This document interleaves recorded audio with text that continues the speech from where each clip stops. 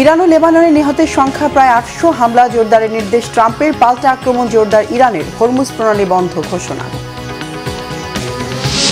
মধ্যপ্রাচ্যে রুটের ১৪৭টি ফ্লাইট বাতিল, উৎকণ্ঠায় প্রবাসী ও বিদেশগামীরা, কাতারের ভিসার মেয়াদ ১ মাস বাড়ল।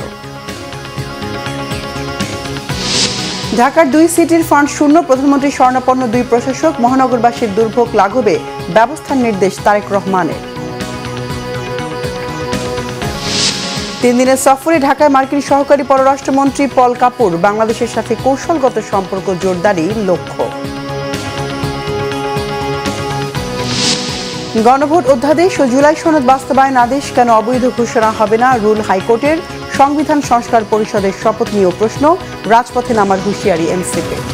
দেখছিলেন ক্রাউন সিমেন্ট সংবাদ শিরোনাম। চতুর্থ দিনের মতো পাল্টাপাল্টি হামলার তীব্র সংঘর্ষে জ্বলছে গোটা মধ্যপ্রাচ্য।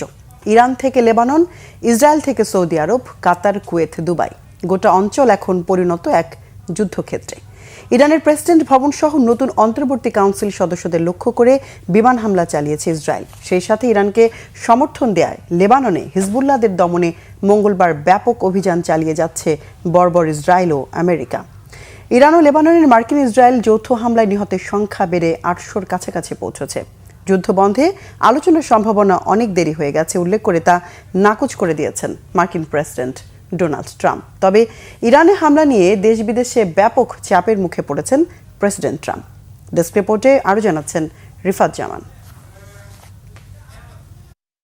এটি ফিলিস্তিনের গাজার গণকবর নয়, এই গণকবর খোঁড়া হচ্ছে মধ্যপ্রাচ্যের অন্যতম প্রভাবশালী দেশ ইরানে। গেল ২৮ ফেব্রুয়ারি মুসলিম গণহত্যাকারী ইসরায়েল ও তার বন্ধু আমেরিকা নৃশংস হামলা চালিয়ে ইরানের মিনাব শহরের একটি গার্লস স্কুলের ১৬৫ জনেরও বেশি শিশুকে হত্যা করেছে। শিশুদের এত বড় গণকবর এর আগে দেখেনি মিনাবের অধিবাসীরা। শুধু মিনাব নয়, গেল ৪ দিন ধরে তীব্র হামলা আর হত্যাযজ্ঞ চালিয়ে যাচ্ছে গোটা ইরানে। মঙ্গলবার ভোর থেকে ইরানের বিভিন্ন শহরে চলছে মার্কিন ইসরায়েলি বাহিনীর তাণ্ডব। রাজধানী তেহরানে ব্যাপক বিস্ফোরণের শব্দ শোনা যাচ্ছে। ইরানের সর্বোচ্চ ধর্মীয় নেতা আয়াতুল্লাহ আলী খামেনির পর এবার নবগঠিত অন্তর্বর্তীকালীন লিডারশিপ কাউন্সিলের সদস্যদের হত্যা করতে মঙ্গলবার ইরানের প্রেসিডেন্ট ভবনেও হামলা চালিয়েছে এই জোট বাহিনী। ইরানের উপর হামলা আরও জোরালো করার হুঁশিয়ারি দিয়েছেন ইসরায়েলের প্রধানমন্ত্রী বেনিয়ামিন নেতানিয়াহু। বর্বর জোট বাহিনী শুধু ইরানেই হামলা চালিয়ে ক্ষান্ত হচ্ছে না, তেহরানকে সমর্থন দেয় এবার হিজবুল্লাহদের বিরুদ্ধেও সাঁড়াশি অভিযান চালিয়ে যাচ্ছে তারা। মঙ্গলবার ভোর থেকে লেবাননের রাজধানী বৈরুতের ভিতরে ঢুকে পড়ে স্থল অভিযান চালাচ্ছে ইসরায়েলি বাহিনী। একই সাথে চলছে দফায় দফায় বিমান হামলা। এতে এ পর্যন্ত ৫০ জনেরও বেশি লেবানিজকে হত্যা করেছে তারা।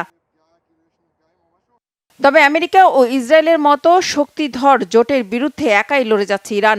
তেহরানের পাল্টা হুঙ্কারে জ্বলছে সৌদি আরব, কাতার, কুয়েতে থাকা মার্কিন সামরিক ঘাঁটি, দূতাবাস ও তাদের তেল গ্যাস ক্ষেত্র। পরিস্থিতি নাজুক হওয়ায় সৌদি ও কুয়েতের দূতাবাস বন্ধ ঘোষণা করেছে আমেরিকা।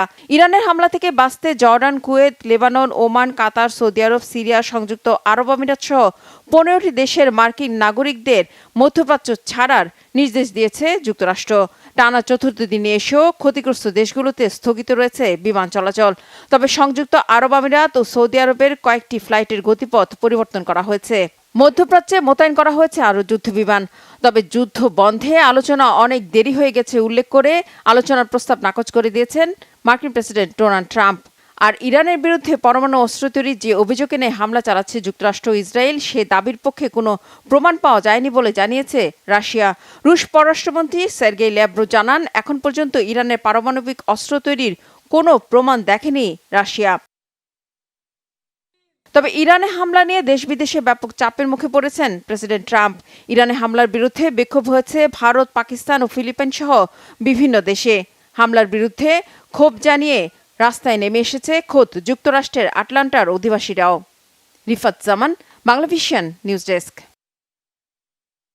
এদিকে সৌদি আরবের রিয়াদে মার্কিন দূতাবাসে ভয়াবহ ড্রোন হামলা চালিয়েছে ইরান। এ খবর নিশ্চিত করেছে সৌদি প্রতিরক্ষা মন্ত্রণালয়। এর চরম প্রতিশোধের হুঁশিয়ারি দিয়েছেন মার্কিন প্রেসিডেন্ট ডোনাল্ড ট্রাম্প। অন্যদিকে মিসাইল হামলায় বাহরাইনে মার্কিন বিমান ঘাঁটি ধ্বংসের দাবি করেছে ইরান। হিজল জুবাইরের ডেস্ক রিপোর্টে বিস্তারিত। সৌদি আরবের রাজধানী রিয়াদে অবস্থিত মার্কিন দূতাবাসে মঙ্গলবার ভোরে এক ভয়াবহ ড্রোন হামলার ঘটনা ঘটেছে। হামলার সময় দূতাবাসের ভেতরে আগুন ছড়িয়ে পড়ে এবং ধোঁয়ার কুণ্ডলী উঠতে দেখা যায়। প্রত্যক্ষদর্শীরা জানিয়েছেন, প্রাঙ্গণে বিস্ফোরণের শব্দে এলাকায় তীব্র আতঙ্ক ছড়িয়ে পড়ে। এখন পর্যন্ত সরাসরি কেউ এই হামলার দায় স্বীকার করেনি। সৌদি প্রতিরক্ষা মন্ত্রণালয় সামাজিক যোগাযোগ মাধ্যম এক্সে এক বিবৃতিতে এই হামলার খবর নিশ্চিত করেছে। মন্ত্রণালয়ের মুখপাত্র জানান, দুটি ড্রোন সরাসরি মার্কিন দূতাবাস প্রাঙ্গণে আঘাত হানে। হামলার সঙ্গে সঙ্গে সার্বিক নিরাপত্তা ব্যবস্থা জোরদার করা হয়েছে। এই ঘটনার পরপরই মধ্যপ্রাচ্যে উত্তেজনা দ্রুত ছড়িয়ে পড়ে। মার্কিন প্রেসিডেন্ট ডোনাল্ড ট্রাম্প বলেন, এই হামলার জবাবে ওয়াশিংটন কী পদক্ষেপ নেবে তা খুব শিগগিরই দেখা যাবে। তিনি স্পষ্ট করেছেন, যুক্তরাষ্ট্র কোনোভাবেই এই হামলার ঘটনায় চুপ থাকবে না এবং বড় ধরনের প্রতিশোধমূলক ব্যবস্থা নেওয়া হবে। হামলার পরিপ্রেক্ষিতে রিয়াদের মার্কিন দূতাবাস জরুরি নিরাপত্তা সতর্কতা জারি করেছে। জেদ্দা ও তেহরানে অবস্থানরত সব কর্মীকে নিরাপদ আশ্রয়ে থাকার নির্দেশ দেওয়া হয়েছে।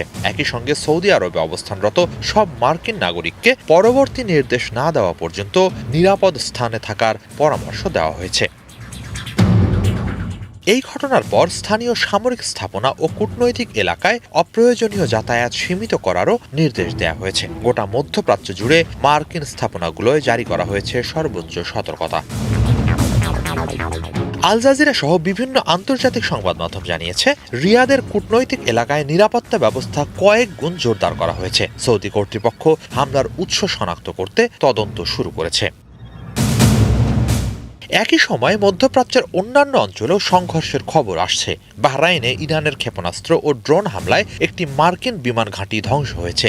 সংবাদ সংস্থা ফার্স জানায়, ইরানের বিপ্লবী গার্ড বাহিনী IRGC এই হামলা চালিয়েছে। ফুটেজে দেখা যায় লক্ষ্যবস্তুতে রকেট ব্যারেজের ব্যাপক বিস্ফোরণ। ফার্স জানায়, IRGCর ড্রোন এবং ক্ষেপণাস্ত্র হামলায় বাহরাইনের শেখ ইসা অঞ্চলে একটি বিমান ঘাঁটি ধ্বংস হয়ে গেছে এবং জ্বালানির ট্যাঙ্কগুলো বিস্ফোরিত হয়েছে। চরম অস্থিতিশীল এই অবস্থায় সম্ভব হলে অবিলম্বে মধ্যপ্রাচ্যের দেশগুলো ত্যাগ করার পরামর্শ দেওয়া হয়েছে মার্কিন নাগরিকদের। এখন এসব দেশে অবস্থান গুরুতর ঝুঁকিপূর্ণ বলে জানিয়েছে মার্কিন পররাষ্ট্র দপ্তর। হিজল জোবায়ের, বাংলা ভিশন। ইরানের উপর মার্কিন ও ইসরায়েলি বাহিনীর হামলার পর বিশ্বের সবচেয়ে গুরুত্বপূর্ণ বাণিজ্যিক পথ হরমুজ প্রণালী বন্ধ করে দিয়েছে তেহরান। ইরানের হামলায় ক্ষতিগ্রস্ত হওয়ার পর তেল ও গ্যাস উৎপাদন বন্ধ করে দিয়েছে সৌদি ও কাতার। এতে বেড়ে গেছে তেল ও গ্যাসের দাম। বিশ্ববাজারে তেলের দাম এক লাফে 13 ভাগ বেড়ে ব্যারেল প্রতি বিক্রি হচ্ছে $82। একই সাথে ব্যাপক দরপতন হয়েছে গোটা বিশ্বের বড় বড় শেয়ার বাজারেও। সব মিলিয়ে গোটা বিশ্বে আর্থিক মন্দার শঙ্কা দেখা দিয়েছে। সানজিদা ইসলাম তনির ডেস্ক রিপোর্টে বিস্তারিত। যুক্তরাষ্ট্র ও ইসরায়েলের হামলার পরই বিশ্বের সবচেয়ে গুরুত্বপূর্ণ বাণিজ্যিক পথ হরমুজ প্রণালী আনুষ্ঠানিকভাবে বন্ধ ঘোষণা করে ইরান। নিষেধ অমান্য করে কোনো তেলবাহী জাহাজ হরমুজ প্রণালী পাড়ি দেওয়ার চেষ্টা করলে তাতে আগুন জ্বালিয়ে দেওয়ার হুঁশিয়ারিও দিয়েছে ইরানের বিপ্লবী গার্ড IRGC। শুধু হরমুজ প্রণালী বন্ধ নয়, ইসরায়েল ও যুক্তরাষ্ট্রের যৌথ হামলার জবাবে সৌদি আরব, কাতার সহ মধ্যপ্রাচ্যের বিভিন্ন দেশে মিসাইল হামলা চালাচ্ছে ইরান। এতে বন্ধ রাখা হয়েছে কাতার ও সৌদি আরব সহ মধ্যপ্রাচ্যের তেল ও গ্যাস ক্ষেত্রগুলো। ফলে এক লাফে বেড়ে গেছে জ্বালানি তেল ও গ্যাসের দাম, যার প্রভাব পড়েছে শেয়ার মার্কেটেও। ব্যাপক দরপতনের পাশাপাশি জ্বালানির দাম লাগামহীন পর্যায়ে গেলে বিশ্বজুড়ে আবারও চরম অর্থনৈতিক মন্দা দেখা যেতে পারে। সেই আর্থিক মন্দা মোকাবেলা করতে কি প্রস্তুত বিশ্ব? গেল 28 ফেব্রুয়ারি ইরানের যৌথ অভিযান শুরু করে ইসরায়েল ও যুক্তরাষ্ট্র। জবাবে ওই দিন থেকেই মধ্যপ্রাচ্যের বিভিন্ন দেশে অবস্থিত মার্কিন ঘাঁটিগুলোতে হামলা চালাতে শুরু করে তেহরান। সোমবার হামলা হয়েছে সৌদি আরবের রাষ্ট্রীয় তেল শোধনাগার কোম্পানি আরামকোতে। এতে সাময়িকভাবে তেল পরিশোধন বন্ধ রাখে আরামকোর। আর এরপরই কয়েক ঘন্টার ব্যবধানে তেলের দাম এক লাফে 13 ভাগ বেড়ে ব্যারেল প্রতি $82 গিয়ে ঠেকেছে, যা গেল 3 বছরের মধ্যে সর্বোচ্চ। সেই সাথে তেল সরবরাহ কমে যাওয়ার ঝুঁকিও তৈরি হয়েছে। এশিয়া ও ইউরোপের জ্বালানি বাজারের 20% চাহিদা পূরণ হয় কাতারের লিকুইফাইড ন্যাচারাল গ্যাস থেকে। ইরানের হামলার পর কাতারও গ্যাস উৎপাদন বন্ধ রেখেছে। তেল ও গ্যাস শোধন বন্ধ ঘোষণা করেছে ইরাক ও ইসরায়েলও। ফলে একদিনে গ্যাসের দাম 50% বেড়ে যায়। এরই মধ্যে জ্বালানি পণ্য বন্ধ রেখেছে মিশর। ইউরোপের বাজারে গ্যাসের দাম 46% বৃদ্ধি পেয়েছে, আর যুক্তরাজ্যের বাজারে গেল সপ্তাহের চেয়ে গ্যাসের দাম বেড়েছে 100 পাউন্ডেরও বেশি। ইউরোপ ও ব্রিটেন দুই বাজারেই 2023 সালের জানুয়ারির পর সর্বোচ্চ দামে গ্যাস বেচা হচ্ছে। মধ্যপ্রাচ্য সংঘাত চলতে থাকলে দাম আরও বাড়বে বলে আশঙ্কা করছেন বিশ্লেষকরা। তেল ও গ্যাসের ঊর্ধ্বগতির হাত থেকে রেহাই পায়নি খোদ যুক্তরাষ্ট্রও। তবে আমেরিকানদের জন্য জ্বালানি দ্রব্যের মূল্য বৃদ্ধি মোকাবিলায় প্রয়োজনীয় পদক্ষেপ নেয়ার কথা জানিয়েছেন মার্কিন পররাষ্ট্রমন্ত্রী মার্কো রুবিও। দেশটির অর্থমন্ত্রী স্কট বেসেন্ট ও জ্বালানি মন্ত্রী ক্রিস রাইট একটি পরিকল্পনা তৈরি করেছেন বলেও জানান রুবিও। আমরা আগেই ধারণা করেছিলাম যে এমন একটি সমস্যা হতে পারে। আমাদের একটি পরিকল্পনা রয়েছে। আমরা গতকাল রাতে এমনকি আজ সকালেও এ ব্যাপারে কথা বলেছি। সেক্রেটারি ক্রিস রাইট এবং স্কট ব্রেসেন্ট শিগগিরই সমস্যা সমাধানে কাজ শুরু করবে। বিশ্বজুড়ে যখন বাড়ছে তেল ও গ্যাসের দাম, তখন বিশ্বের শেয়ার বাজারের অবস্থাও নাজুক। ব্যাপক দরপতনের কারণে শেয়ার বাজার লেনদেন বন্ধ রেখেছে কুয়েত। শেয়ারের ধস নেমেছে সৌদি আরব, মিশর, বাহরাইন ও ওমানেও। একই অবস্থা যুক্তরাষ্ট্র ও ইউরোপের বাজারেও। বাদ পড়েনি এশিয়ার বিভিন্ন দেশও। জাপানে শুধু শেয়ারের দরই কমেনি, কমেছে দেশটির মুদ্রা ইয়েনের মূল্যও। কমেছে ভারতের মুদ্রার মূল্যমান। রেকর্ড দরপতনের মুখে পড়েছে পাকিস্তানের শেয়ার মার্কেটও। তবে সবচেয়ে উদ্বেগের বিষয়, কতদিন চলবে মধ্যপ্রাচ্যের এই যুদ্ধ সংঘাত? কারণ যতই এটি দীর্ঘস্থায়ী হবে, ততই মন্দার মুখে পড়বে বিশ্ব অর্থনীতি। প্রশ্ন উঠেছে, ভয়াবহ এই আর্থিক মন্দা কি সামাল দিতে পারবে বিশ্ব? সানজিদা ইসলাম তন্নি, বাংলা ভিশন, নিউজ ডেস্ক। মধ্যপ্রাচ্যে যুদ্ধ পরিস্থিতির সরাসরি প্রভাব পড়েছে বাংলাদেশে। ইরানে যুক্তরাষ্ট্র ইসরায়েলের যৌথ হামলার পর এই পর্যন্ত ঢাকা থেকে মধ্যপ্রাচ্যগামী 147টি ফ্লাইট বাতিল করা হয়েছে। এতে চরম ভোগান্তিতে পড়েছেন হাজারো যাত্রী, বিশেষ করে প্রবাসী কর্মীরা। আর কাতারে সব ভিসার মেয়াদ 1 মাস বাড়ানো হয়েছে। অন্যদিকে আগামী 5 মার্চ পর্যন্ত দুবাই, আবুধাবি, শারজাহ, দাম্মাম ও কুয়েতের সকল ফ্লাইট স্থগিত করেছে বিমান বাংলাদেশ। শাহজালাল আন্তর্জাতিক বিমানবন্দরে যাত্রীদের অনিশ্চয়তা আর উৎকণ্ঠায় অপেক্ষার কথা জানাচ্ছেন মেজবা রহমান। হাতে বোর্ডিং পাস, চোখে উৎকণ্ঠা নিয়ে অপেক্ষা, কখন আকাশে উড়বে ফ্লাইট। মধ্যপ্রাচ্যে চলমান যুক্তরাষ্ট্র, ইসরায়েল, ইরান যুদ্ধ পরিস্থিতির জেরে হঠাৎ করেই বিপাকে পড়েন যাত্রীরা। কেউ কর্মস্থলে ফিরতে পারছেন না, কেউ বা জরুরি প্রয়োজনে ভ্রমণ করতে গিয়ে আটকে পড়েছেন। এখানে জানতে পারলাম যে আমার ফ্লাইট মিস, দুবাই এলএস আছি আর কি, এটা মিস হয়ে গেছে। এখন আমার ভিসার মেয়াদ শেষ, নতুন করে আমি টিকিট কাটে যাওয়ার লাগতেছে। নিরাপত্তার কারণ দেখিয়ে মঙ্গলবার ঢাকার বিভিন্ন এয়ারলাইন্সের 38টি ফ্লাইট বাতিল হয়েছে। এমন পরিস্থিতিতে শাহজালাল আন্তর্জাতিক বিমানবন্দরে দেখা গেছে উদ্বেগ আর হতাশার চিত্র। এত দ্রুত খবর দিছে, তাড়াতাড়ি আসেন, 5টায় ফ্লাইট, ঠিক আছে।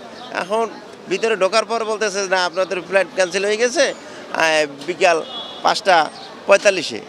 এখন আমরা সারাদিন এই ঘুরতেছি, এটা ভোগান্তিটা। 2 দিন আগে নিয়ে আসছে, বসে কালকে বেলা ভোর 5টায় ফ্লাইট হবে। আমাদের রুমের ব্যবস্থাও নাই, কারণ তো রোজার সময় খাওয়া দাওয়ার হিসাব তো আমরা করছি না। প্রবাসী কর্মীদের মধ্যে অনিশ্চয়তা আরও বেশি। অনেকেই বলছেন নির্ধারিত সময়ে কর্মস্থলে যোগ দিতে না পারলে চাকরি হারানোর আশঙ্কা রয়েছে। কারো কারো ভিসার মেয়াদ শেষ হওয়ার শঙ্কাও দেখা দিয়েছে। এদিকে কাতারের সব ভিসার মেয়াদ 1 মাস বাড়ানো হয়েছে। আগামী মেয়াদ আছে আপনার এপ্রিলের 8 তারিখ পর্যন্ত, এবার এসে 1 মাস আছে। আর এখন কি করবো, এখন নিজের মাথায় কাজ করতেছে না। এখন দেশের এই যুদ্ধের কারণে ফ্লাইট ক্যান্সেল হয়ে গেছে। ক্যান্সেল হয়ে গেলে আমি সেখানে অফিসে যোগাযোগ করছি। যোগাযোগ করার পরে তারা বলছে আমাদের কিছু করার নেই। এখন তারা ভিসা ক্যান্সেল হয়ে যায়। 5 তারিখে ছেলে ঢুকতে না পারলে ভিসা ক্যান্সেল হয়ে যায়। টিকিট কিনছি, আমরা টাকা দিয়েই কিনছি, তো সেই টিকিট আমাদের হয়রানি করতেছে। আপনারা না গেলে টাকা ক্যান্সেল হয়ে যাবে বা আপনি যাইতে পারবেন না, মানে বিভিন্ন ধরনের আমাদের হুমকি উপরে পড়তে হচ্ছে। বর্তমানে কুয়েত, বাহরাইন, কাতার, আবুধাবি, শারজাহ, দুবাই ছাড়া অন্যান্য রুটে ফ্লাইট চলাচল শুরু হয়েছে। মেজবা রহমান, বাংলা ভিশন, ঢাকা। এদিকে মধ্যপ্রাচ্যের দুবাই, আবুধাবি ও শারজাহ এয়ারফিল্ড বন্ধ থাকায় এ পর্যন্ত চট্টগ্রাম বিমানবন্দর থেকে ৩৫টি আন্তর্জাতিক ফ্লাইট বাতিল করা হয়েছে। বিমান বাংলাদেশ এয়ারলাইন্সের মধ্যপ্রাচ্য থেকে আসা একটি অ্যারাইভাল ফ্লাইট বাতিল ঘোষণা করা হয়েছে। বাতিল হয়েছে মধ্যপ্রাচ্যগামী ইউএস বাংলা এয়ারলাইন্সের একটি ডিপার্চার ফ্লাইট ও একটি অ্যারাইভাল ফ্লাইট। এয়ার আরাবিয়ার মধ্যপ্রাচ্যগামী 2টি ডিপার্চার ও 2টি অ্যারাইভাল ফ্লাইট বাতিল হয়েছে। এদিকে মাস্কাট থেকে আসা সালাম এয়ারের ফ্লাইট আজ সকাল 8টায় বিমানবন্দরে অবতরণ করে যাত্রী নিয়ে পরে মাস্কাটে গেছে। একইভাবে বিমান বাংলাদেশ এয়ারলাইন্সের মদিনা থেকে আসা ফ্লাইটটি সকাল 9:45টায় চট্টগ্রামে অবতরণ করে। চট্টগ্রাম আন্তর্জাতিক বিমানবন্দরের জনসংযোগ কর্মকর্তা প্রকৌশলী মোহাম্মদ ইব্রাহিম খলিল এসব তথ্য জানিয়েছেন। ঢাকার 2 সিটি কর্পোরেশনের ফান্ডে টাকা নেই, ফলে দুশ্চিন্তায় পড়েছেন নবনিযুক্ত 2 প্রশাসক। সংকট সমাধানে সহায়তা চাইলেন প্রধানমন্ত্রী তারেক রহমানের। ইতিবাচক মনোভাব নিয়ে নগরবাসীর দুর্ভোগ লাঘবে সব ধরনের পদক্ষেপ নিতে বলেছেন সরকার প্রধান। এদিকে শিক্ষার্থী, বয়স্ক এবং প্রতিবন্ধীদের জন্য রেল সেবায় 25% ছাড় দেওয়ার সিদ্ধান্ত নিয়েছে সরকার। 10 মার্চ কড়াইল বস্তিতে ফ্যামিলি কার্ড বিতরণ উদ্বোধন করবেন প্রধানমন্ত্রী তারেক রহমান। রিপোর্ট করছেন সিকান্দার রেহমান। দিনের কার্যসূচি অনুযায়ী স্বাস্থ্য ও পরিবার কল্যাণ মন্ত্রণালয়ের বিভিন্ন দপ্তরের শূন্য পদে নিয়োগের বিষয়ে মন্ত্রী, প্রতিমন্ত্রী ও সংশ্লিষ্টদের সাথে আলোচনা করেছেন প্রধানমন্ত্রী তারেক রহমান। এ সময় বিএনপির নির্বাচনী প্রতিশ্রুতি ফ্যামিলি কার্ডের বিষয়েও আলোচনা হয়। বাংলাদেশ জাতীয়তাবাদী দলের যে নির্বাচনী অঙ্গীকার, যে অগ্রাধিকার প্রকল্প ফ্যামিলি কার্ড, সেটির বাস্তবায়নের কাজ শুরু হবে। যদিও ডাটা সংগ্রহ, ডাটা এন্ট্রি এগুলো শুরু হয়েছে 23 তারিখ থেকে, বাট ফ্যামিলি কার্ড বিতরণ ফিজিক্যালি শুরু হবে ইনশাআল্লাহ 10 মার্চ থেকে। মাননীয় প্রধানমন্ত্রী সেটি শুরু করবেন কড়াইল বস্তি। ঈদে ঘরমুখো মানুষের স্বস্তির জন্য সব ধরনের পদক্ষেপ নেওয়ার নির্দেশ দিয়েছেন প্রধানমন্ত্রী তারেক রহমান। দূরপাল্লার ট্রেন ও মেট্রো রেলে বিশেষ সুবিধা নিশ্চিতের কথা জানান সংশ্লিষ্ট মন্ত্রী। শারীরিক প্রতিবন্ধী, যারা বয়স্ক অর্থাৎ 65+ সিনিয়র সিটিজেন, আর হচ্ছে স্টুডেন্ট যারা, তাদের জন্য দূরপাল্লার যে আমাদের ট্রেন আছে ইন্টারসিটি এবং আমাদের মেট্রো রেল, সেখানে আমরা 25% ভাড়া ডিসকাউন্ট করব। তবে দিনের সবচেয়ে আলোচিত বৈঠক ছিল প্রধানমন্ত্রীর সাথে ঢাকা সিটি কর্পোরেশনের 2 প্রশাসকের। নতুন দায়িত্বপ্রাপ্তরা জানান, আগের প্রশাসকরা ফান্ডে তেমন কোনো টাকা রেখে যাননি, ফলে এই মুহূর্তে রুটিন কাজগুলো চালিয়ে নেওয়া দুষ্কর। যে পরিচ্ছন্ন ঢাকা এবং সবুজায়ন ঢাকা এবং মশার এই তিনটা বিষয়ের উপরে উনি জোর দিয়েছেন।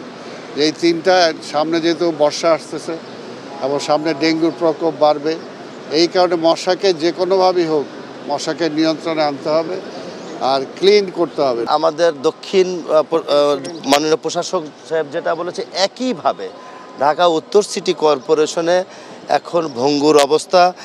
ফান্ড নেই, 1470 কোটি টাকার টেন্ডার দিয়ে ওয়ার্ক অর্ডার দিয়ে দেওয়া হয়েছে। বিলিং গত 12 তারিখে নির্বাচন হয়েছে। সাবেক প্রশাসক যিনি ছিলেন তিনি 10 তারিখে শেষ অফিস করে 34টি ফাইলকে সই করে গেছেন, যেখানে ফান্ড দিতে হবে, বিল দিতে হবে, আসলে কোনো টাকাই নেই। 25 কোটি টাকা আছে আয় ব্যয় এবং রাজস্ব থেকে, রেভিনিউ সেকশন আমি কথা বলে যেটা জানতে পেরেছি। আমার ঢাকা উত্তর সিটি কর্পোরেশনের প্রতি মাসে স্যালারি আসে 13 কোটি টাকা। 13 কোটি টাকার থেকে থাকবে 12 কোটি। বিচার বিশ্লেষণ আপনারাই করবেন, উন্নয়ন কর্মকাণ্ড কিভাবে করব। সিকান্দার রেহমান, বাংলাভিশন, ঢাকা। স্থানীয় সরকার, পল্লী উন্নয়ন ও সমবায় মন্ত্রী মির্জা ফখরুল ইসলাম আলমগীরের সাথে সৌজন্য সাক্ষাৎ করেছেন ভারতীয় হাই কমিশনার প্রণয় ভার্মা। দুপুরে সচিবালয়ে এলজিআরডি মন্ত্রীর সাথে সাক্ষাৎ করেন ভারতীয় হাই কমিশনার। সাক্ষাতে দুদেশের বন্ধুত্বপূর্ণ সম্পর্ক আরও জোরদার ও পারস্পরিক স্বার্থ সংশ্লিষ্ট নানা বিষয় এবং বাংলাদেশ ভারত পারস্পরিক সহযোগিতা কিভাবে আরও বাড়ানো যায় তার উপায় নিয়ে আলোচনা হয়েছে। বৈঠকে স্থানীয় সরকারের উন্নয়নের বিষয়েও কথা হয়েছে বলে জানান ভারতীয় হাই কমিশনার প্রণয় ভার্মা।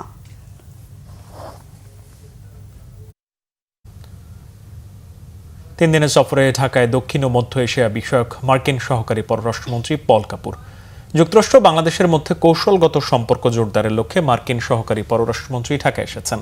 তাকে বহনকারী ফ্লাইটটি রাতে শাহজালাল আন্তর্জাতিক বিমানবন্দরে অবতরণ করে। এই সফরে পল কাপুর নতুন সরকারের পররাষ্ট্রমন্ত্রী, সিনিয়র কর্মকর্তা এবং ব্যবসায়ী নেতাদের সঙ্গে বৈঠক করবেন। কাপুর দ্বিপক্ষীয় বাণিজ্য ও বিনিয়োগ সম্প্রসারণ, নিরাপত্তা সহযোগিতা বৃদ্ধি এবং ইন্দো প্যাসিফিক অঞ্চলে অভিন্ন স্বার্থ এগিয়ে নেওয়ার উপায় নিয়ে আলোচনা করতে পারেন। পল কাপুর 2025 সালের 22 অক্টোবর যুক্তরাষ্ট্রের দক্ষিণ ও মধ্য এশিয়া বিষয়ক সহকারী পররাষ্ট্রমন্ত্রীর দায়িত্ব গ্রহণ করেন।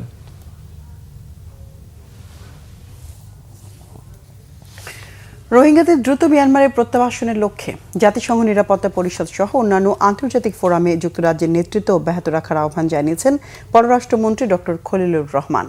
বাংলাদেশে নিযুক্ত ব্রিটিশ হাইকমিশনার সারা কুক আজ পররাষ্ট্রমন্ত্রীর সঙ্গে তার মন্ত্রণালয়ে সৌজন্য সাক্ষাৎ করতে গেলে তিনি এই আহ্বান জানান। সাক্ষাতে পররাষ্ট্রমন্ত্রী নতুন সরকারের শপথ গ্রহণ অনুষ্ঠানে ইন্দো প্যাসিফিক বিষয়ক ব্রিটিশ মন্ত্রী সীমা মালহোত্রাকে পাঠানোর জন্য ধন্যবাদ জানান। এছাড়া উভয় পক্ষ বাংলাদেশ ও যুক্তরাজ্যের মধ্যে ঐতিহাসিক সম্পর্ক, দুই দেশের জনগণের যোগাযোগ ও যুক্তরাজ্যে বসবাসরত প্রবাসীদের ভূমিকার প্রশংসা করেন। জাতিসংঘ সাধারণ পরিষদের সভাপতি পদে বাংলাদেশের প্রার্থিতার বিষয়টি নিজ দেশের সদর দপ্তরে অবস্থিত করবেন এবং যুক্তরাজ্য বিষয়টি যথাযথ গুরুত্বের সঙ্গে বিবেচনা করবে বলে আশ্বাস দেন সারা cook. Reaffirms the strength and depth of the UK-Bangladesh partnership. We discussed strengthening cooperation across a whole range of different areas in support of our shared priorities, including economic growth, migration, security, climate change, and also the Rohingya. As you know, the UK has a very long-standing partnership with Bangladesh, and we very much look forward to continuing to work closely together in this new chapter for the country. গণভোট অধ্যাদেশ ও জুলাই সনদ বাস্তবায়ন আদেশ কেন অবৈধ ঘোষণা করা হবে না জানতে রুল জারি করেছে হাইকোর্ট। সেই সাথে সংবিধান সংস্কার পরিষদের শপথ কেন সংবিধানের সাথে সাংঘর্ষিক হবে না তাও জানতে চাওয়া হয়েছে রুলে। আদেশের ফলে সংসদের প্রথম অধিবেশনের আগেই জুলাই সনদ ও গণভোট বিচারাধীন বিষয় হয়ে গেল বলে জানান রিটকারীর আইনজীবী আহমেদ সারোয়ারের রিপোর্ট। সংবিধানের 93 অনুচ্ছেদ অনুসারে রাষ্ট্রপতি জুলাই সনদ বাস্তবায়ন আদেশ ও গণভোট অধ্যাদেশ জারি করতে পারেন না এমন যুক্তিতে এর বৈধতা চ্যালেঞ্জ করে হাইকোর্টে রিট করেন সুপ্রিম কোর্টের দুই আইনজীবী। সেই রিটের প্রাথমিক শুনানি করে মঙ্গলবার জুলাই সনদ বাস্তবায়ন আদেশ ও গণভোট অধ্যাদেশ কেন অবৈধ ও অসাংবিধানিক নয় তা জানতে চেয়ে রুল জারি করে বিচারপতি রাজিকাল জলিল ও বিচারপতি আনোয়ারুল আলমের হাইকোর্ট বেঞ্চ। জুলাই জাতীয় সনদ সংবিধান সংস্কার বাস্তবায়ন আদেশ কেন অবৈধ হবে না সেই মর্মে 4 সপ্তাহের মধ্যে রুল দিতে বলেছে এবং আরও একটি গণভোট আদেশ, সেই গণভোট অর্ডিন্যান্স যেটা সেটাও কেন অবৈধ হবে না সেই মর্মে রুল জারি করতে বলেছে। জামায়াতের আইনজীবী শিশির মনির বলেন, জুলাই সনদ বাস্তবায়ন আদেশ ও গণভোট বাতিল হলে সংসদ নির্বাচন নিয়ে প্রশ্ন উঠবে। তার মতে এই রিটে সরকারের সংশ্লিষ্টতা থাকলে তা হবে দ্বিচারিতা। আমরা দেখতে পাচ্ছি এই রিট মামলা শুনানি করার ক্ষেত্রে এবং এই রিট মামলাটি পরিচালনা করার ক্ষেত্রে সরকারের একাংশের ডাইরেক্ট সংশ্লিষ্টতা দেখা যাচ্ছে। যদি বাংলাদেশে জুলাই সনদ বাস্তবায়ন আদেশ না থাকে, 30টি কনসেনসাসের ভিত্তিতে সংস্কার প্রস্তাব না থাকে, গণভোটের প্রশ্ন অবৈধ হয়, তাহলে শেষ পর্যন্ত থাকবে কি? শেষ পর্যন্ত নির্বাচন থাকে, সরকার থাকে, নিজের গদি থাকে, সব কিছুই বড় ধরনের প্রশ্নের সম্মুখীন হবে। তো এই দায়িত্ব তাদেরকে নিতে হবে যারা এই প্যান্ডোরার বক্স ওপেন করাচ্ছেন। জাতীয় জীবনের এত বড় গুরুত্বপূর্ণ বিষয়কে ডিজাইন করে আদালতের সাবজেক্ট ম্যাটার বানিয়ে পার্লামেন্টকে পাশ কাটানোর যে কৌশল, এটি অতীতেও ভালো কোনো কৌশল হিসেবে প্রমাণিত হয় নাই। তবে এই যুক্তি মানতে নারাজ রিটকারীর আইনজীবী সৈয়দ মামুন মাহবুব। আমরা কোনো অবস্থাতেই সংস্কারের বিরুদ্ধে না, আমরা পর্যাপ্ত সংস্কার চাই, সংবিধানের, গণমাধ্যমের, বিচার বিভাগের, নির্বাহী বিভাগ, পুলিশ, কিন্তু সেটি হতে হবে বৈধ আইনি কাঠামোর মধ্যে, নাহলে সবই ভেস্তে যাবে এবং নির্বাচনের সঙ্গে এর কোনো দ্বন্দ্ব নেই। আমরা অন্তর্বর্তী সরকারকেও চ্যালেঞ্জ করিনি, আমরা তো ওই আদেশের সমস্ত আদেশ চ্যালেঞ্জ করিনি। আমরা সেকশন 3 যেটায় গণভোট হয়েছে, সুপ্রিম কোর্ট 8ম সংশোধনী বাতিল করেছিল পার্ট, সেটা হচ্ছে হাইকোর্ট কেন বিভক্ত হলো, রাষ্ট্রধর্ম ইসলাম ছিল, এর অতীতে বহু নজির আছে। রুলের শুনানি ছাড়া এর বিরুদ্ধে আপিল বিভাগে যাওয়া যাবে কিনা সেটি দেখবেন বলে জানান অ্যাডভোকেট শিশির মনির। ট্রেডিশন এলাও করে না, আইনেও এলাও করে না, তারপরে এই ব্যাপারটি আমরা। আহমেদ সরওয়ার, বাংলা ভিশন, ঢাকা। গণভোটের বৈধতাকে আদালতে নিয়ে প্রশ্নবিদ্ধ করার পায়তারা চলছে বলে অভিযোগ করেছেন বিরোধী দলীয় chief whip Nahid Islam. Comilla station ক্লাবে এনসিপির বিভাগীয় ইফতার মাহফিলে প্রধান অতিথির বক্তব্যে তিনি একথা বলেন। নাহিদ ইসলাম বলেন, হ্যাঁ ভোটের মাধ্যমে গণভোটে জয় নিশ্চিত হয়েছে, তাই গণভোটের গণরায় অনুযায়ী সব সংস্কার বাস্তবায়ন করতে হবে। জনগণের রায়কে আদালতে নিয়ে আদালতকেও প্রশ্নবিদ্ধ করা হলে আবারও রাজপথে নামার হুঁশিয়ারি দেন নাহিদ ইসলাম।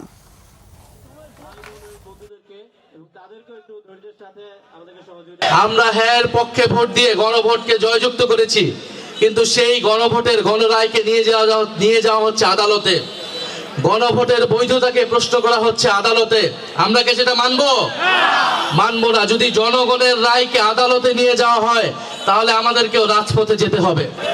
আমরা জাতীয় সংসদ হয়েছে, সংসদকে সংস্কার পরিষদ সদস্য হিসেবে ঘোষণা করতে হবে এবং গণভোটের গণরায় অনুযায়ী সকল সংস্কার বাস্তবায়ন করতে হবে। এর অন্যথা, এর বিকল্প আমরা কোনো কিছুই মেনে নিব না। স্বচ্ছতা, বিবেকবোধ ও দায়বদ্ধতার সঙ্গে রোগীদের যত্ন দিতে চিকিৎসকদের প্রতি আহ্বান জানিয়েছেন জামাত ইসলামীর আমির ডাক্তার শফিকুর রহমান। মঙ্গলবার রাজধানীর শাহবাগে ন্যাশনাল ডক্টরস ফোরাম আয়োজিত ইফতার মাহফিলে অংশ নিয়ে তিনি কথা বলেন। এ সময় তিনি আরও বলেন, হাসপাতাল আর পুলিশের কাছে মানুষ নিরাপদ মনে করে। এ সময় ডাক্তারদের স্বচ্ছতা, বিবেকবোধ নিয়ে মানুষের প্রতি চিকিৎসার দায়িত্ব পালনের আহ্বান জানান। বলেন, শুধু দেহের নয়, মনের শান্তির জন্য কাজ করতে হবে। এ সময় দেশের সরকার ও তার নিজ দলের নেতাকর্মীরা দেশের উন্নয়নে কাজ যেন করতে পারে সেজন্য দোয়া করেন।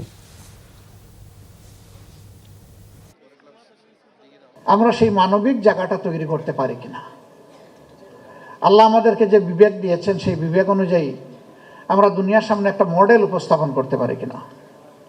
ওয়েস্টার্ন বিশ্বে আমি কথাটা বারবার বলেছি, তারা বলে doctors next to the God. Allah তাআলা জীবন দেন আর ডাক্তার আমার জীবনটাকে সুস্থ রাখে। তারা দুইটা জায়গায় গেলে নিজেকে নিরাপদ মনে করে, একটা হাসপাতাল আর একটা পুলিশ। চট্টগ্রামের সীতাকুণ্ডে গলাকাটা অবস্থায় উদ্ধার হওয়া 7 বছর বয়সী শিশু জান্নাতুল নাইমা ইরা হত্যার ঘটনায় মূল অভিযুক্ত বাবু শেখকে গ্রেফতার করেছে পুলিশ। সিসিটিভি ফুটেজ ও প্রযুক্তিগত সহায়তায় কুমিরা কাজীপাড়া এলাকা থেকে বিকেলে তাকে গ্রেফতার করা হয়। রাতে সীতাকুণ্ড মডেল থানা প্রাঙ্গণে এক সংবাদ সম্মেলনে চট্টগ্রাম জেলা পুলিশ সুপার মোহাম্মদ নাজির আহমেদ খান জানান, পারিবারিক বিরোধের জেরে পূর্ব পরিকল্পিতভাবে শিশুটিকে পাহাড়ে নিয়ে গিয়ে ধর্ষণের চেষ্টা করা হয়। শিশুটি কথা বলে দেওয়ার কথা বললে শিশুটিকে গলা কেটে হত্যার চেষ্টা করার পর শিশুটি মারা গেছে ভেবে অভিযুক্ত বাবু শেখ সেখান থেকে পালিয়ে যায়। গ্রেফতার বাবু শেখকে আদালতে পাঠানো হয়েছে বলে জানিয়েছে পুলিশ।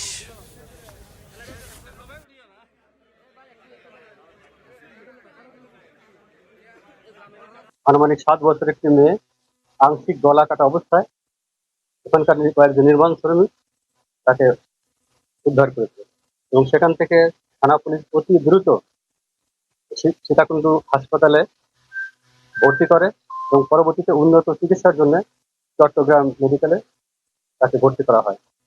এবং অত্যন্ত দুঃখের বিষয়, আজ সকালে ভিকটিম শিশু মেয়েটি ভোর আনুমানিক 5টার দিকে মারা যায়। এই ঘটনার সাথে জড়িত মূল অভিযুক্ত বাবু শেখকে আমরা আজকে 12টার দিকে উমরা থেকে আটক করেছি। পদত্যাগ করেছেন দুর্নীতি দমন কমিশন দুদকের চেয়ারম্যান মোহাম্মদ আব্দুল মোমেন আর 2 কমিশনার। মঙ্গলবার সচিবালয় মন্ত্রিপরিষদ বিভাগে পদত্যাগপত্র জমা দেন তারা। পদত্যাগপত্র জমা দেওয়া কমিশনার দুজন হলেন মিয়া মোহাম্মদ আলী আকবর আজিজি ও অবসরপ্রাপ্ত ব্রিগেডিয়ার জেনারেল হাফিজ আহসান ফরিদ। কি কারণে পদত্যাগ করলেন? এটা ব্যক্তিগত কারণ, আর এটাই উচিত। এটা এখন নতুন সরকার এসেছে, নতুনভাবে আবার কমিশন পুনর্গঠিত হবে। ধন্যবাদ, দোয়া চাচ্ছি। আল্লাহ হাফেজ। এই জার্নিটা কেমন ছিল? আলহামদুলিল্লাহ, আলহামদুলিল্লাহ খুব ভালো জার্নি ছিল। যতটুকু সময় পেয়েছি কাজ করে গেছি। বাকি কাজ তো ফুরোবে না, বাকি কাজ ইনশাল্লাহ নতুন কমিশন আসবে তো করবে। না, কোনো চাপের মুখে না, কোনো চাপের। হ্যাঁ, আমি করে এসেছি। আপনি গাড়িতে দেখুন ফ্ল্যাগ নাই। হ্যাঁ, 3 জনই। আমরা জানি না, এগুলো ঠিক না। এগুলো ঠিক না বাবা, এগুলো ঠিক না, এগুলো রিউমার। জি, থ্যাংক ইউ, আসসালামু আলাইকুম। বর্তমান পরিস্থিতিতে মার্চ মাস পর্যন্ত জ্বালানি খাতে তেমন সংকট হবে না বলে জানিয়েছেন বিদ্যুৎ, জ্বালানি ও খনিজ সম্পদ মন্ত্রী ইকবাল হাসান মাহমুদ টুকু। ইরান ইসরায়েল যুদ্ধের বিষয়টি মাথায় রেখে সরকার জ্বালানি নিরাপত্তা জোরদার করছে। বাংলাদেশকে এই তথ্য জানান বিদ্যুৎ, জ্বালানি ও খনিজ সম্পদ মন্ত্রী। আমরা মানুষের সংখ্যা দূর করতে পারবো আর কি। তারপরে বুঝতে হবে যে যুদ্ধকালীন সমস্যা তো আছেই, আমাদের যতখানি চেষ্টা করা দরকার সব করবো আমরা। ঠিক আছে, আচ্ছা। তো এই মার্চে কোনো চিন্তা নেই, পরের মাসেও মানে কাজ করছি আমরা। ঠিক আছে, যুদ্ধটা কি দীর্ঘমেয়াদী হলে আমাদের জন্য সমস্যা হতে পারে? অবশ্যই সব দেশের জন্য, শুধু বাংলাদেশ না, সবাই এফেক্টেড হবে এটাতে। এদিকে বাংলাদেশ পেট্রোলিয়াম কর্পোরেশন বিপিসির চেয়ারম্যান মোহাম্মদ রেজানুর রহমান জানিয়েছেন, দেশে বর্তমানে 1,36,000 মেট্রিক টন জ্বালানি তেলের মজুদ রয়েছে। নিরবচ্ছিন্ন সরবরাহ বজায় রাখতে গতকাল পর্যন্ত 7টি জাহাজের এলসি সম্পন্ন হয়েছে। মঙ্গলবার কারওয়ান বাজারের বিপিসি ভবনে সাংবাদিকদের সঙ্গে আলাপকালে তিনি এই তথ্য জানান। বিপিসি চেয়ারম্যান জানান, জ্বালানির মধ্যে ডিজেল 14 দিন, অকটেন 28 দিন, পেট্রোল 15 দিন, ফার্নেস 93 দিন ও জেট ফুয়েল 55 দিনের মজুদ রয়েছে। তিনি আরও জানান, যুদ্ধ পরিস্থিতি নজরে রেখে তেলের বিকল্প বাজার খোঁজার বিষয়ে ভাবা হচ্ছে, তবে বর্তমানে দেশে যে পরিমাণ মজুদ রয়েছে তাতে দাম বাড়ার শঙ্কা নেই। ইরানে মার্কিন ইসরায়েলি যৌথ সামরিক আগ্রাসনকে রাষ্ট্রীয় সন্ত্রাস ও যুদ্ধাপরাধের শামিল বলে অভিযোগ করেছেন বিপ্লবী ওয়ার্কার্স পার্টির সাধারণ সম্পাদক কমরেড সাইফুল হক। ওই হামলার প্রতিবাদে সকালে জাতীয় প্রেস ক্লাবের সামনে অনুষ্ঠিত বিক্ষোভ সমাবেশে তিনি এমন মন্তব্য করেন। সাইফুল হক বলেন, আন্তর্জাতিক বিধিবিধান ও রীতিনীতি লঙ্ঘন করে ইরানের ওপর সামরিক অভিযান চালানো কোনো অবস্থাতেই গ্রহণযোগ্য নয়। ইরানের সর্বোচ্চ নেতা আয়াতুল্লাহ আলী খামিনিকে হত্যার ঘটনাকেও আগ্রাসনের অংশ বলেন। তিনি জাতিসংঘ সহ আন্তর্জাতিক সম্প্রদায়ের প্রতি অবিলম্বে এই সামরিক হামলা বন্ধের আহ্বান জানান। একই সঙ্গে বাংলাদেশ থেকে মধ্যপ্রাচ্যের দেশগুলোতে বিমান চলাচল বন্ধ হয়ে যাওয়ায় প্রবাসী শ্রমিকদের ভোগান্তি রোধে ব্যবস্থা নিতে সরকারের প্রতি আহ্বান জানানো হয়েছে বিক্ষোভ সমাবেশ থেকে। বন্ধ হয়ে যাওয়ার জন্য যে লক্ষ লক্ষ শ্রমিক যাদের বিমানের টিকিট বন্ধ হয়ে গেছে, অনেকের ভিসার মেয়াদ শেষ হয়ে গেছে, পরিবারের কান্নাকাটি শুরু হয়েছে, সরকারের উচিত হবে তাদের তালিকা করে তাদেরকে সুরক্ষা দেওয়া, তাদের পাশে তারা দাঁড়াবেন। রিক্রুটমেন্ট এজেন্সিগুলো এবং বিমান কোম্পানিগুলোর সাথে আলোচনা করে আমাদের লক্ষ লক্ষ শ্রমিকরা তারা যেন নতুন কোনো বিপদের মধ্যে না পড়েন, এটাকে তারা নিশ্চিত করবেন এবং আমি আশা করি সরকারিভাবে দায়িত্বশীল আচরণ করবেন। পবিত্র রমজানের 13তম দিন আজ। রাজধানীর অন্যান্য ব্যস্ত এলাকার মতো অভিজাত এলাকা বনানীতেও জমে উঠেছে ইফতার বাজার। বিভিন্ন নামি দামি রেস্টুরেন্ট ও ইফতার উপলক্ষে নানা আয়োজন করেছে। পরিবার পরিজন বন্ধুদের নিয়ে নিরিবিলিতে ইফতার করতে অনেকেই বেছে নেন অভিজাত সব রেস্টুরেন্ট। আরিফিন শাওনের রিপোর্ট।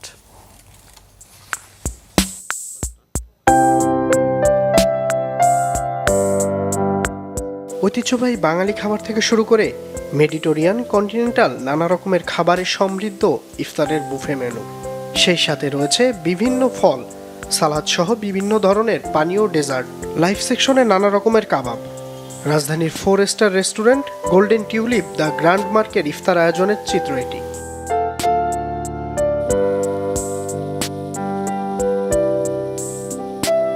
ব্যস্ততম রাজধানী শহরে ইফতার আয়োজনে যারা একটু প্রশান্তি আর ভিন্নতা পেতে চান তাদের অনেকেই বেছে নেন অভিজাত এসব রেস্তোরাঁ। ইফতারের পর ডিনারও সেরে নেন এখানেই।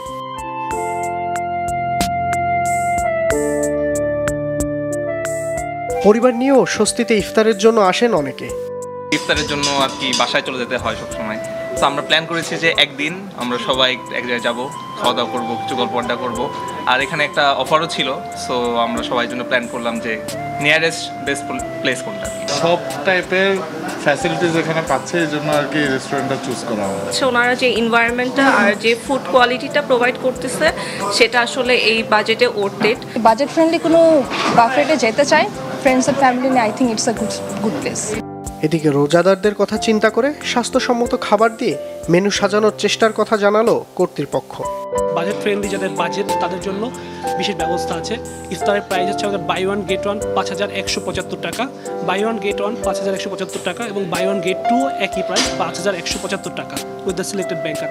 সো প্রাইসটা রিজনেবলের মধ্যেই আছে, সো আপনার ফ্যামিলি নিয়ে এনজয় করতে পারবেন। প্রতিদিন আমাদের মেনু চেঞ্জ হয় এখানে। তো এখানে যেমন আজকে আমাদের রয়েছে মাটন তেহারি, তারপর চিকেন খাপসা, বিফ ভুনা, মাটন রেজালা, এছাড়া ভেজিটেবল কর্নার রয়েছে, এছাড়া sweet and sour fish, fried rice, Chinese section থেকে রয়েছে এবং কন্টিনেন্টাল কিছু ফুডও আমাদের রয়েছে। পুরো রমজান মাস জুড়ে ইফতার বাজারের আয়োজন রয়েছে এখানে। আরেফিন শাওন, বাংলা ভিশন, ঢাকা। তথ্য সম্প্রচার মন্ত্রী জহিরুদ্দিন স্বপনের সাথে সৌজন্য সাক্ষাৎ করেছে বাংলাদেশ ব্রডকাস্টার্স অ্যাসোসিয়েশন BBA এর একটি প্রতিনিধি দল। রাতে বনানীতে মন্ত্রীর বাসায় সাক্ষাৎ করেন তারা। এ সময় BBA এর পক্ষে উপস্থিত ছিলেন সংগঠনের সভাপতি ও বাংলা ভিশনের সম্প্রচার প্রধান AK ফেরদৌস, সাধারণ সম্পাদক দেশ টিভির সম্প্রচার প্রধান হামিদুল্লাহ মুকুল সহ বিভিন্ন বেসরকারি টেলিভিশনের ব্রডকাস্ট বিভাগের প্রধানরা। দেশের সম্প্রচার খাতের আধুনিক প্রযুক্তিগত উন্নয়ন, কর্মীদের প্রশিক্ষণ ও কারিগরি ইমপ্লিমেন্টেশনের বিভিন্ন সম্ভাবনা নিয়ে আলোচনা হয়। একটি নিরপেক্ষ স্বাধীন গণমাধ্যম নিশ্চিত করতে প্রস্তাবিত সম্প্রচার কমিশন গঠনের প্রয়োজনীয়তা তুলে ধরা হয় প্রতিনিধি দলের পক্ষ থেকে। মন্ত্রী প্রস্তাবগুলো গুরুত্ব দিয়ে শোনেন এবং দেশের সম্প্রচার শিল্পকে আধুনিক ও যুগোপযোগী করতে কারিগরি উন্নয়নের উপর জোর দেন। এ খাতের পেশাদারিত্ব বজায় রাখতে সংশ্লিষ্টদের একযোগে কাজ করার আহ্বানও জানান তথ্য সম্প্রচার মন্ত্রী। সংবাদ শেষ করব, যাবার আগে গ্রাউন্ড 7 শিরোনামগুলো জানিয়ে দেব আরও একবার। ইরান ও লেবাননে নিহতের সংখ্যা প্রায় 800, হামলা জোরদারের নির্দেশ ট্রাম্পের, পাল্টা আক্রমণ জোরদার ইরানের, হরমুজ প্রণালী বন্ধ ঘোষণা। মধ্যপ্রাচ্যে রুটের 147টি ফ্লাইট বাতিল, উৎকণ্ঠায় প্রবাসী ও বিদেশগামীরা, কাতারের ভিসার মেয়াদ 1 মাস বাড়ল। ঢাকার 2 সিটির ফান্ড শূন্য, প্রধানমন্ত্রী স্বর্ণাপন্ন 2 প্রশাসক, মহানগরবাসীর দুর্ভোগ লাঘবে ব্যবস্থার নির্দেশ তারেক রহমানের। 3 দিনের সফরে ঢাকায় মার্কিন সহকারী পররাষ্ট্রমন্ত্রী পল কাপুর, বাংলাদেশের সাথে কৌশলগত সম্পর্ক জোরদারই লক্ষ্য। গণভোট অধ্যাদেশ ও জুলাই সনদ বাস্তবায়ন আদেশ কেন অবৈধ ঘোষণা হবে না, রুল হাইকোর্টের। সংবিধান সংস্কার পরিষদের শপথ নিয়েও প্রশ্ন, রাজপথে নামার হুঁশিয়ারি এনসিপি। দর্শক, এই ছিল এখনকার মতো, পরের সংবাদ রাত 1টায় দেখার আমন্ত্রণ রইল। এছাড়া বাংলা ভিশন সংবাদ ও সংবাদ সংশ্লিষ্ট অনুষ্ঠান দেখতে ভিজিট করুন www.bbnews24.com ও facebook.com/banglavisionnews এবং সাবস্ক্রাইব করুন youtube.com/banglavisionnews। ধন্যবাদ, শুভরাত্রি।